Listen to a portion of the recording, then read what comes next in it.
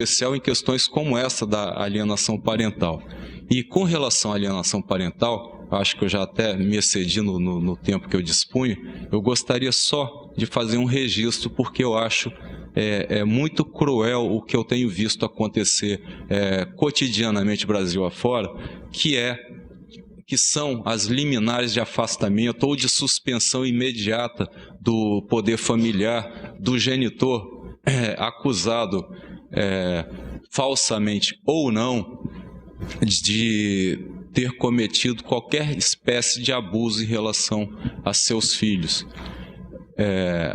Se nós considerarmos que a regra matriz, que é a Constituição da República, determina que todos estamos sujeitos à mesma regra, e a regra é a derivada da doutrina da proteção integral à criança e ao adolescente, a medida de afastamento do genitor acusado, liminarmente, sem direito de defesa, sem contraditório, sem absolutamente nada, fere o sacrossanto direito dessa criança de conviver igualitariamente com seus pais.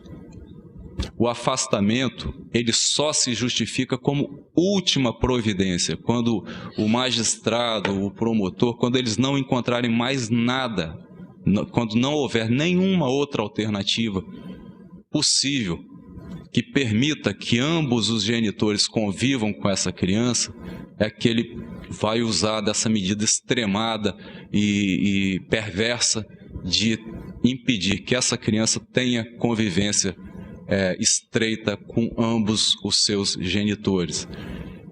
Há várias medidas socioeducativas que permitem que, mesmo que o genitor acusado seja culpado das acusações, só o fato da existência do processo já inibe que essa agressão prossiga, especialmente nos casos que envolvem denúncias de abuso sexual. E com relação ao abuso sexual, eu queria lembrar a vocês uma coisa. Se eu disser agora para vocês todos, qual é a primeira figura que vem à cabeça de vocês quando eu falo em abuso sexual? Eu, sem medo de errar, acredito que vocês pensaram na figura do estupro. Uma coisa violenta, abrupta, repentina. Só que não é isso que acontece nos casos de alienação parental, em que a questão do abuso sexual passa, via de regra, pela relação incestuosa. E a relação incestuosa familiar, ela é subreptícia, ela é lenta, ela se instala em cumplicidade entre o abusador e a criança ou adolescente, ou seja, não há um ato de violência como a gente está acostumado a conceber, ou seja, não há resistência da vítima. A vítima consente e adere àquele comportamento. E estatisticamente também, todos os estudos, pelo menos os que eu tomei conhecimento a respeito de relações incestuosas, revelam que, uma vez descoberta a relação, em virtude da vedação universal ao incesto, ele cessa. O indivíduo acusado de abuso sexual incestuoso com seus filhos, ou com seu filho, sua filha, uma vez descoberto, você pode deixá-lo com essa criança, vivendo sozinho com ela, pelo resto da vida, que eu duvido que ele seja capaz de repetir o ato.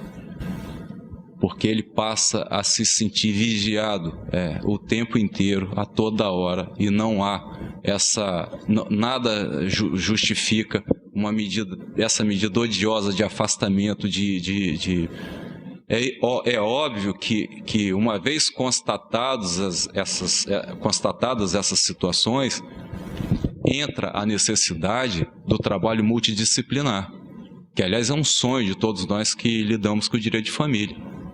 Quer dizer, o juiz, o advogado, o promotor, nenhum de nós tem como dominar tantas áreas de conhecimento a ponto de conduzir processos dessa natureza com resoluções perfeitas, maravilhosas, se não pudermos contar com a ajuda multidisciplinar de psicólogos, psiquiatras, psicopedagogos, pedopsiquiatras, que é uma denominação muito pouco comum no Brasil.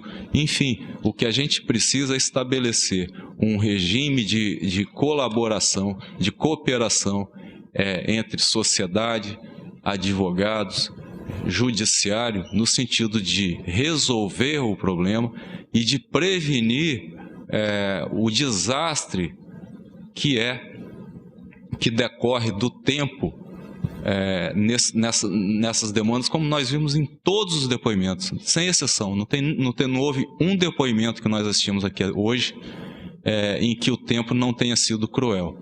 O primeiro depoimento da Carla, aquilo foi uma exceção à regra, em que o pai desiste e, não sei, mais de 10 anos depois, eles conseguem restabelecer o vínculo. Normalmente isso não é possível. Já fui avisado que o meu tempo está esgotado, eu vou passar a palavra para o Dr. Júlio César, que tem uma visão muito mais rica que a minha, que é magistrado e enfrenta esse problema cotidianamente. Muito obrigado.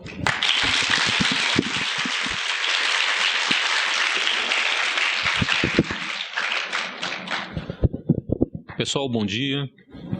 Eu fico feliz porque deram 10 minutos. Como todos os membros da mesa já esgotaram o tema, eu fiquei com 1 minuto aqui para agradecer.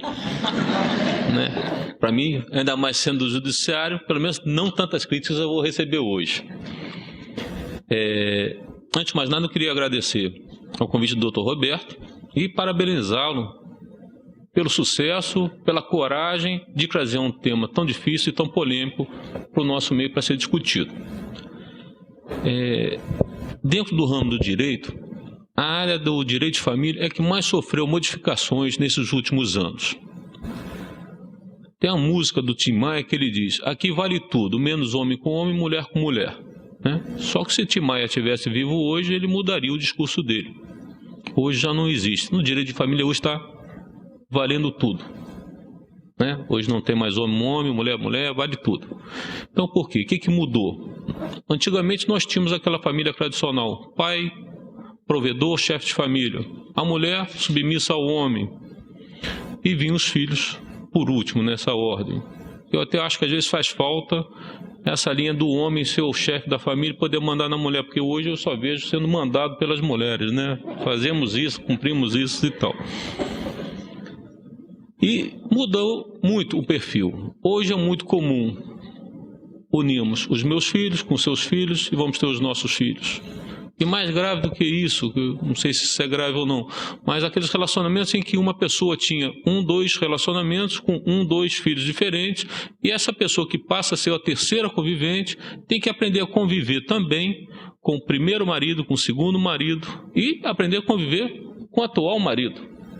E esse conjunto familiar é totalmente modificado, que são 3 culturas, são 3 formas de orientação, 3 formas de lidar. Então, hoje, as coisas modificaram muito. O Poder Judiciário, nesse campo do direito de família, eu digo que ainda assim há uma certa precariedade, porque nós não temos ainda a infraestrutura necessária de assistentes sociais e psicólogos, que é o fundamental para um bom desenvolvimento. Eu recentemente reconheci como entidade familiar a união de 2 homens homoafetivos. Trouxe uma repercussão positiva e também fui alvo de muitas críticas em ter reconhecido 2 pessoas do mesmo sexo como família e não como uma sociedade de fato. Então eu quero mostrar para vocês que realmente o direito de família é um tema atual, mas muito conflitante. E dentro dessa forma de alienação parental, eu vejo que isso é o câncer da família. Se esse câncer for descoberto no início, ele vai ser bem tratado. Se ele não for descoberto ou for ser tratado tarde, as consequências são o que a Rafaela mostra. Vai sempre existir um buraco na vida dela. E isso aí não tem retorno. Com a presença e o trabalho incessante da assistente social do nosso Tribunal de Justiça, nós conseguimos encaminhar um projeto de lei que foi aprovado e para a criação de varas de assistentes sociais e psicólogos para que atuem diretamente nas varas de família e infância e juventude, que é o principal, além de ser necessário também na vara de óbitos e sucessões em razão das interdições, curatelas e tutelas. Bom, estamos agora aguardando o concurso para isso. Ao contrário, no Poder Judiciário do Rio já temos essa infraestrutura, né? Tanto é que o casal que vai se separar lá tem uma audiência prévia e, não chegando a um acordo, ele já é encaminhado a psicólogo para uma tentativa de conciliação. Bom, agora vamos aqui entrar no nosso tema. Como nós não temos... Nós somos vítimas assim, falam assim, pô, o juiz tirou a guarda do pai, o juiz tirou a guarda da mãe. Muito bem. O que acontece? Geralmente nós recebemos um papel frio, sem emoção, e só notícia de mágoa, de rusga, de tristeza, de ódio contra uma determinada pessoa, seja ela o homem ou a mulher. Apresenta boletins de ocorrência, apresentam laudos ou avaliações, ou, como dito no próprio depoimento do pai, declarações de 3 linhas dizendo que houve o abuso sexual. É muito complicado. Você está ali em que você está querendo realmente ver a verdade real. E muitas vezes o processo nos apresenta apenas uma verdade processual, o que é bem diferente. Então, o que o judiciário tem tentado fazer hoje é minimizar esse sofrimento. Eu, na minha vara, eu tenho realmente evitado ao máximo hoje conceder liminares tirando a guarda de um pai ou a guarda de uma mãe sobre a alegação de maus tratos, sobre a alegação de abuso sexual, porque, na maioria das vezes, pelo que nós temos vistos aqui, não são verdadeiros esses fatos. Recentemente eu tive um caso na minha vara em que um processo longo, demorado, em que o pai pegou a criança para passear no final de semana com a assistente social ao lado e a menina pediu para ir ao banheiro. Uma menina jovem, de seus 7, 8 anos, e o pai pediu a assistente social então para levá-la. A assistente social verifica que a menina estava com corrimento, mas por falta de higiene pessoal. Pediu ao pai para que comprasse uma calcinha para a menina e levasse para a mãe. Foi entregue à mãe e falou, olha, aconteceu isso, isso, isso. Muito bem. Na segunda-feira, eu recebo já um expediente pedindo a suspensão imediata da visita do pai porque ele teria abusado da filha sexualmente. Então, senhores, eu estou aqui apenas floreando um caso para vocês verem como é que nós nos deparamos. Se eu não tivesse assistente social naquele caso, com certeza a mulher juntou a calcinha ao processo, o boletim teria afastado o pai. Por quê? Porque muitas vezes nós somos enganados pelos advogados, que transmitem a palavra dos pais. E que, infelizmente, só vamos ver a verdade muitas vezes no final. E o que nós estamos tentando fazer hoje é justamente evitar isso. É minimizar essa situação. É evitando dar essas liminares e marcando uma audiência de justificações para estarem presentes com os pais e as crianças para tentar ali um acordo. Não é o melhor caminho. O melhor caminho seria realmente, se nós pudéssemos, antes de recebê-los, serem encaminhados a um psicólogo para eles poderem ali aferir se realmente ocorreu ou não uma situação dessa para podermos tomar uma medida de mais força. Então, eu sei que meu tempo está muito resumido, eu vou partir agora para as respostas para ficar mais fácil assim a compreensão e dizer o que o judiciário tem feito e o que o judiciário não tem feito com relação a esse tema. E antes de mais nada, eu queria só registrar também a presença da doutora Evelise Quiabá e da doutora Maria José Falador, são juíza e promotora de Vila Velha há mais de 10 anos, com farta experiência. E da minha assessora, minha ex-assessora, que contribuiu muito nas minhas dúvidas, nos meus estudos com relação a esse tema. Então, assim, eu retorno a palavra ao nosso coordenador para os debates aqui.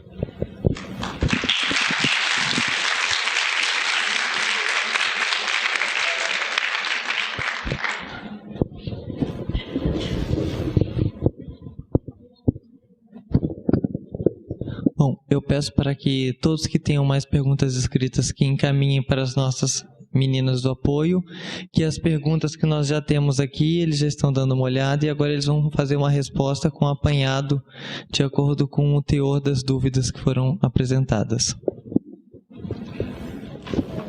Uma pergunta descabida. Bom, eu vou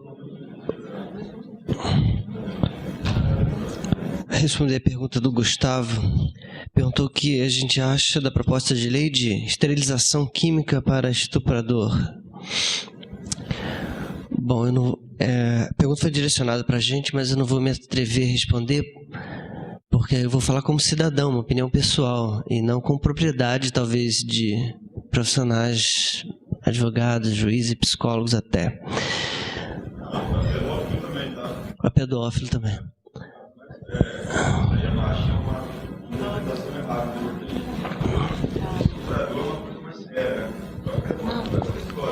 Sim. É porque, na realidade, a minha opinião é que precisa proteger a criança. Mas ela quer ficar livre realmente, é só sublinhar e passar a palavra para o comentário de outras pessoas da mesa também sobre essa pergunta. A criança não quer ficar sem o pai ou sem a mãe, quer ficar sem o abuso. Então, existem sei lá quantas maneiras de se manter esse convívio sem afastar o pai, né? Local público, em praça, que uma pessoa violentadora, um abusador não vai fazer isso em público, né? Então, agora, quanto a essas medidas, pessoalmente, eu acho um pouco radical. Parece que a gente está voltando à Idade Média, uma coisa assim, você roubou, perdeu a mão, como acontece em países do Oriente. Eu acho um pouco violento, assim. Eu prefiro trabalhar pessoal de outra forma. Alguém quer fazer algum comentário sobre isso? Psicologia também.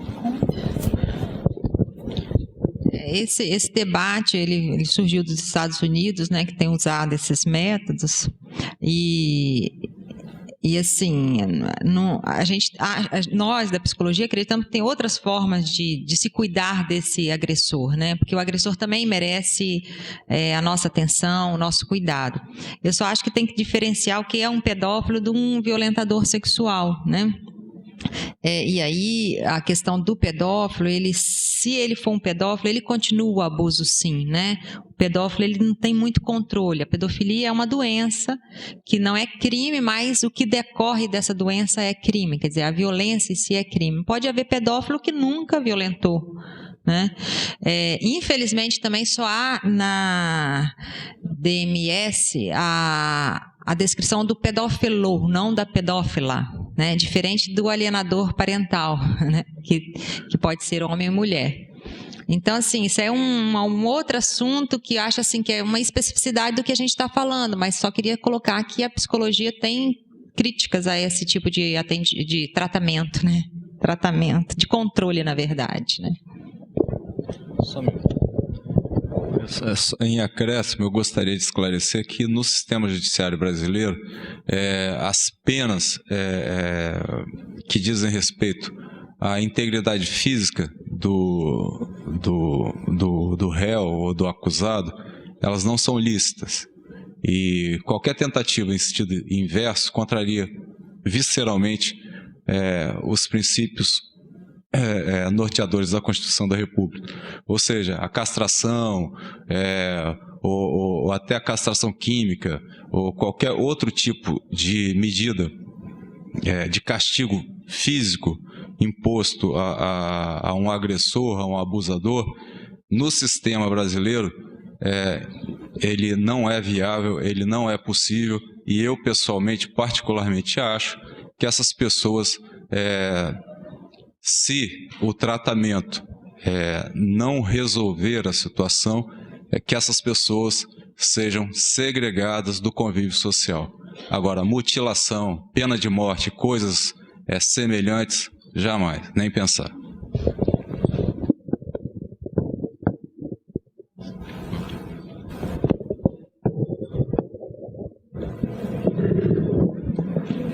Alô? Tá funcionando? Tá. Eu recebi aqui 2 perguntas que são parecidas, né? Assim, que eu acho que dá para falar de uma vez só. Se a maioria dos casos de denúncia de abuso sexual são verdadeiros, como permitir a defesa do acusado e concomitantemente ocorrer a proteção à criança. E a outra, é sabido que em certos casos que envolvem separação conjugal, há casos de alienação parental com falsas acusações de abuso. No entanto, preocupa as questões das provas nos casos dessa forma de violência. Haja visto que ela ocorre sem testemunhas, então como diferenciar isso, né? E, na verdade, assim, é preocupante sim, o abuso sexual existe sim, ninguém nega isso não. Só que o que é importante a gente perceber é a nossa postura enquanto avaliador nesse tipo de situação.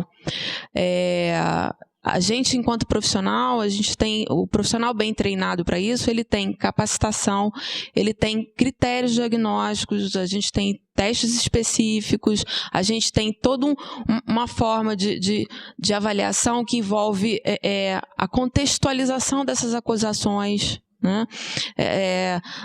Essas situações das acusações dentro de processos de guarda, visitação, disputa de bens, etc. e tal, se a gente for buscar esse histórico, essa situação de alienação parental, ela já decorre até dentro do próprio casamento, né? Da relação mesmo desse casal. Então, assim, a gente tem critérios específicos que ajudam a gente a situar, né?